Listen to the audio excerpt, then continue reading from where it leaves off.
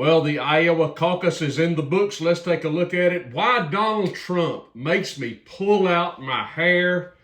And let's take a look at some great quotes from political leaders about illegal immigration. Stay tuned, everybody. For the best meat you have ever eaten in your life, go to samsbutchershop.com. Enter the coupon code TTT when you check out for a 10% discount. Hello, everybody. Welcome to the show. This is Trailer Trash Tim, and it is Tuesday, January, 15th? 14th? 15th? I think it's the 15th. 15th or 16th. Anyway, I can't look. It's on my phone. I don't have a calendar by me, and I'm using my phone to film with. Well, it's all over. The Iowa caucus happened last night, Monday night, and I guess it went about as expected. I was hoping for some sort of a miracle for Vivek Ramaswamy, the man I was supporting. Of course, I'm not an Iowan, but it didn't happen. It went, as I say, about expected. The final results are in, and Donald Trump won handily, to say the least, well over 50%. Trump got 51% of the vote. Second place was DeSantis at 21%. Nikki Haley came in, Neocon Nikki came in at 19%, and Vivek finished well back in the field at fourth at 7%. And later that evening, Vivek called President Trump and basically congratulated him on his win, and then conceded, or not conceded, well, he did concede, but after that he announced he was suspending his campaign. So that didn't last very long. Vivek is out. So he is not going to be the next president, at least we know that. So now three remain: Trump, DeSantis, and neocon Nikki Haley. I hope that what Vivek was speculating could happen will not happen. As I covered on yesterday's show, Vivek was basically presenting the notion that Trump would not be allowed anywhere near the White House again by the powers that be, and that the powers that be, the deep state, if you will, which transcends political parties. People in the deep state have a D or an R by their name. It doesn't really matter when you get to that level. It's like George Carlin said, it's a big party or a big club and you ain't in it. And he was right about that. But anyway, Vivek was basically saying they have their candidate of choice, and that's Nikki Haley. I think there's a lot of merit to that thought. But now, this is where we are, folks. It's basically Trump or bust. And Vivek pledged his support to Donald Trump. I was supporting Vivek, but now I will follow suit. Of course, it's Trump or bust. There is no other choice. It is Donald Trump or nobody else. Nobody else has a shot. Nobody else with any sanity whatsoever. As Vivek says, there were only two America First candidates in the race, him and Trump. And since he's gone, it's Trump. So it is Trump or bust. It's as simple as that. So we're just going to have to hope and pray that Trump is able to navigate all the legal waters that he is trying to sail through right now, so that we can get to the general election, and just hope and pray that, we don't have the same behavior of 2020, where an election was taken from us, as we all know.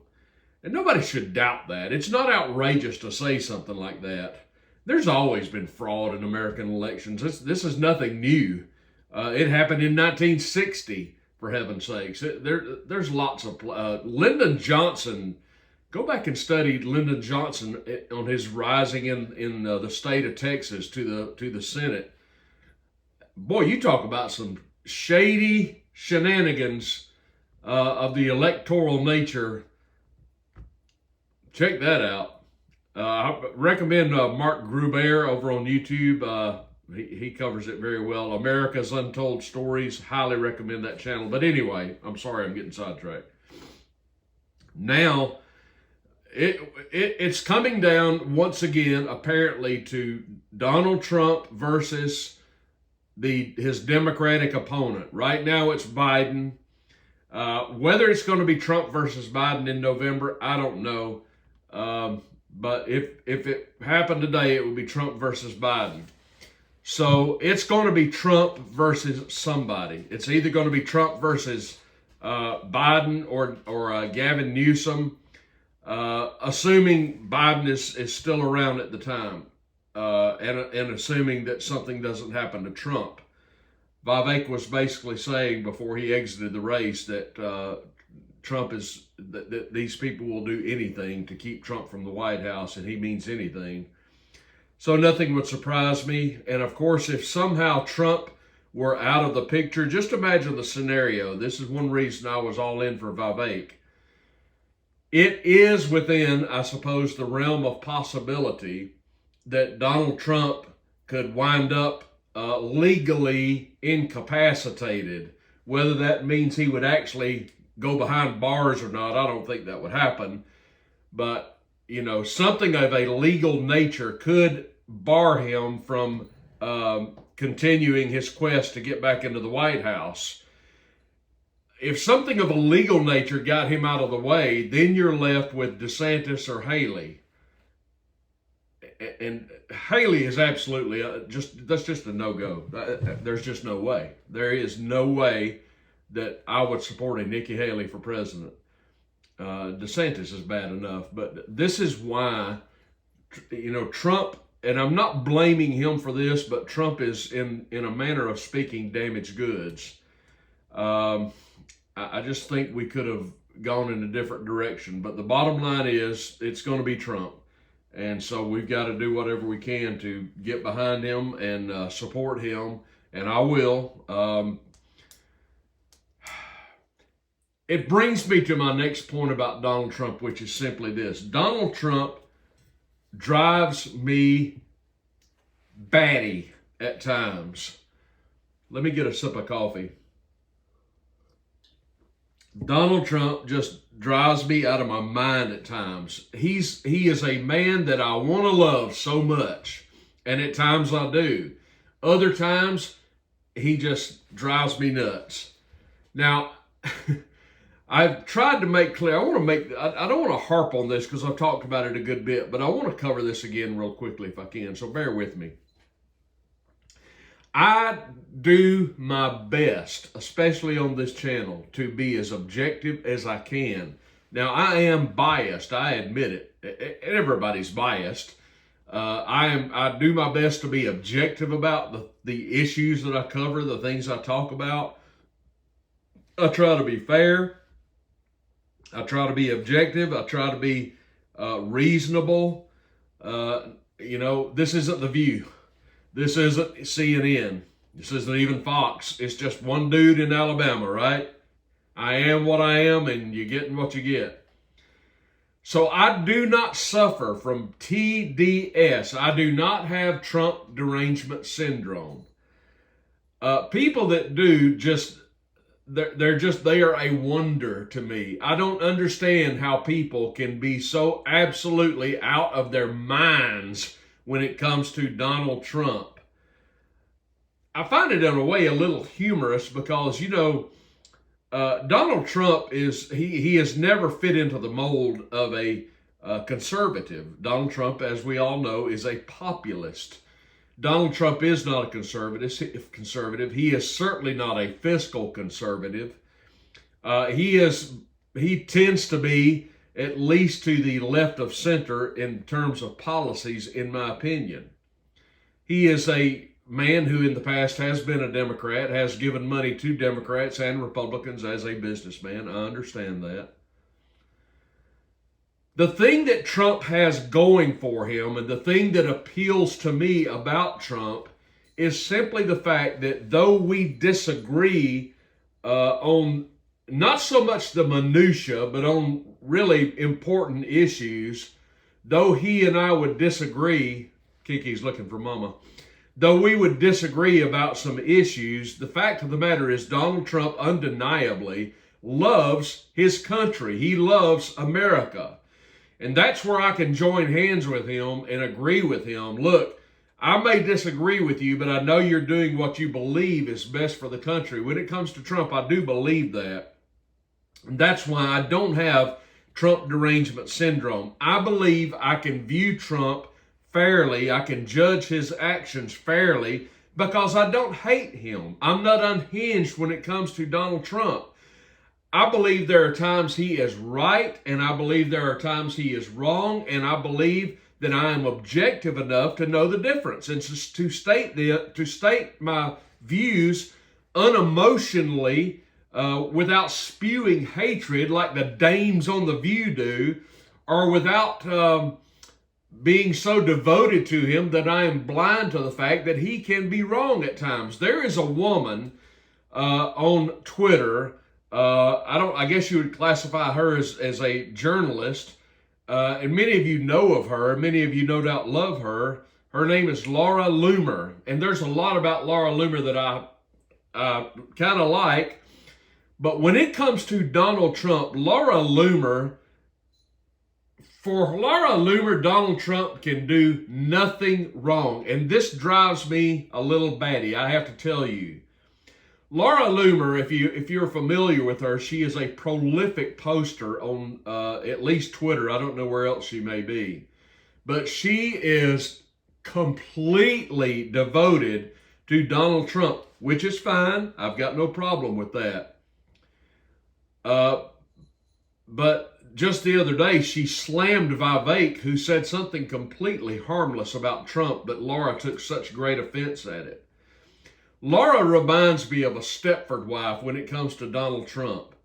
She's the kind of person for whom Donald Trump could say, the moon is actually made of cheese, and Laura Loomer would go on Twitter and defend him.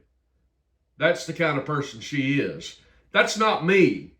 When I believe Donald Trump is right about something, I will say so, and I will applaud him. When I believe he is wrong about something, I will say so, and I will call him on it. I will vote for Donald Trump. I will support Donald Trump. And when I think he's wrong, I will say so. In that way, I am objective. I believe a lot of people hate him with so much venom. They are frothing at the mouth. They have Trump derangement syndrome. They have TDS. Laura Loomer is the exact opposite. I mean, for Laura Loomer, Donald Trump can do nothing wrong. So there are extremes in both ways. But for me, I'm like, buddy, I love what you're saying on issue A or issue B, but you're driving me crazy on issue C or D. In other words, when it comes to fiscal issues, Donald Trump drives me nuts. I can deal with the personal decorum or lack thereof. I can deal with the personality. But there are times, I'm telling you, when Donald Trump, his personality, again, it just drives me crazy. Just the other day, I was alluding to it a moment ago, Vivek said something with regard to, he really didn't even say anything, and I wish I'd made a note of it. But he called Trump out on something. It was just completely harmless. And Donald Trump just responded. He just blasted Vivek, and Laura Loomer did the same thing. I wish I'd written down the quote, but Trump was just you know how he does. He'll just go after Kiki. Is right behind the camera and she's about to bonk it. So, hey, you, if you want to get on camera, come around here. Anyway, and honey, you can't do this. Pardon me, folks. I'm having some technical issues here. Back up, sweetheart. Back up. Okay, there you go. Sorry, folks. I wish you could see what was going on. But anyway, I'm having to hold the camera stand because she's intrigued by it all of a sudden. Where was I? Oh yeah, Trump was blasting Vivek. That's right. Well, Vivek, he didn't do anything really offensive, and Trump blasted him. And then last night is what I'm trying to get to. After damn cat. Last night after she goes. Last night after Vivek conceded and got out of the race and endorsed President Trump said this: "I do want to congratulate Vivek because he did a hell of a job." Okay, man. Whatever. I mean, Trump can't take criticism very well at all. I got to be honest. I mean, this is what drives me crazy about him. You know, if Vivek says anything critical of Trump, he's like the worst human being ever. But if he praises Trump, he's the best person who ever lived in Trump's world. I mean, you've got to be loyal to Trump or else you're just an outcast. And that kind of drives me a little bonkers about him. Now, going forward, I hope we haven't heard the last of Vivek, because I'm really impressed with this guy, this young man. And I think, you know, obviously there was no path for him. I understand that. Is it possible Trump could select him for vice president? That would be fine with me. I don't know if that's going to happen or not, but I'll tell you, he would be a worthy addition to the administration with his knowledge of the issues and his articulate manner of delivery. He would be a boon to Donald Trump, if you ask me. If he could just get in Donald Trump's ears and say, look, this is what I was planning on doing were I president. I was going to fire these people. You talk about draining the swamp, here's how it's done. And he's exactly right about that. Day one, beginning to fire 75% of the bureaucracy. That's how you drain the swamp. So I hope there's a future for him, but we shall see. All right, let me get on to the last thing I want to talk about. I want to deal with the issue once again of illegal aliens and illegal immigration, illegal border crossings. Aside from our national debt, this is the biggest issue we are facing. We are absolutely being invaded on a daily basis. Thousands of people every day are coming across our southern border. I want to give you 3 or 4 quotes here from politicians from the recent past, and I want you to try and guess who said these things with regard to illegal immigration. Are you ready? Now pay close attention and see if you can guess. Quote number 1. It is wrong and ultimately self-defeating for a nation of immigrants to permit the kind of abuse of our immigration laws we have seen in recent years. Can anybody tell me who said that? Raise your hand unless you're driving. Anybody at all?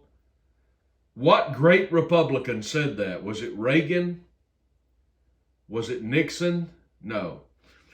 That would be Bill Clinton from January the 24th of 1995. I believe that was a State of the Union address. How about this quote? We simply cannot allow people to pour into the United States undetected, undocumented, unchecked, and circumventing the line of people who are waiting patiently, diligently, and lawfully, unquote. Who said that? Was that Reagan? Was that Nixon? Was that Eisenhower? Was that Newt Gingrich? That would be Barack Hussein Obama, ladies and gentlemen, on December 15th, 2005. He was then a senator. Try this one. You can't continue to have open borders, and you've got to put more technology and personnel along the borders to make sure we know who is coming into our country and prevent people from entering illegally. What great Republican said that? That would be Hillary Rodham Clinton, November 6th, 2007. Speaking as a presidential candidate. One more. Who said this? Illegal immigration is wrong. That would be Charles Schumer, Senate Majority Leader from New York, Democrat extraordinaire. What's the bottom line? The bottom line is illegal immigration is not really an issue anymore. If you're a Democrat, it was at one time when it was politically expedient for it to be an issue for them. What do we learn about this? We learn simply this: words are empty. Words mean nothing. Not when you're a Democrat or a lot of Republicans. You can say whatever you want to say. It's what you do that matters. Can you believe those quotes? All Democrats at one time, apparently they were concerned about illegal immigration, but when Trump got in office and made an issue out of it, all of a sudden he's a racist, bigot, homophobe, misogynist, and that's no longer an issue. You wouldn't hear Obama saying this now. You wouldn't hear Hillary Clinton saying this now. You wouldn't hear Schumer saying this now. You wouldn't hear Bill Clinton saying this now. Yes, sure as heck don't hear Biden saying it now. Just a bunch of phonies, folks. That's all they are. All right, that's all I got for you today. Look, give me a big thumbs up down below if you would, and subscribe to the channel if you have not. Give me comments down below. What are you going to do now? You going to throw all in for Trump? You got somebody else? Or are you voting for DeSantis now? How about that? Are you going in for neocon Nikki Haley, or is there a Biden supporter among us? If so, we need to talk. Give me your comments down below. I would appreciate it. Everybody, stay warm. I got weather reports from all over the world yesterday. Tracy up in Minnesota, she's basically laughing at me talking about being cold in Alabama. Miss Pat over in Japan, really cold over there. I forget who commented from Sweden. I think they took the cake as far as cold went. I'm not sure, but it's really cold everywhere. It's, I think, 18 degrees here right now, so we're probably in a warm, we're probably in the warm spot, I guess. I don't know. All in all, I think I'd rather be having a big Trailer Trash Tim meetup in Key West right about now. Anyway, I think Marina's in the single digits in Missouri. Oh, by the way, God willing, next, I'm going to take a couple of days off, probably Sunday, Monday, or Tuesday, somewhere in there next week. And I'm going to make a trip out to Missouri real quick, over and back, because I can't take that much time off from work. A little mercy mission. I'm going to be taking a few supplies out to Marina. Again, God willing and weather permitting. So I'll be taking you guys with me. How about that? Maybe we can shoot a video when we're out there. Maybe I can do a little road trip video while I'm going out that way. There'll be a hotel stay somewhere in there, at least for one night. I could upload whatever I do. But anyway, that's upcoming. Everybody take care. Have a great Tuesday, and I'll talk to you tomorrow. Bye-bye. Well, the AI caught...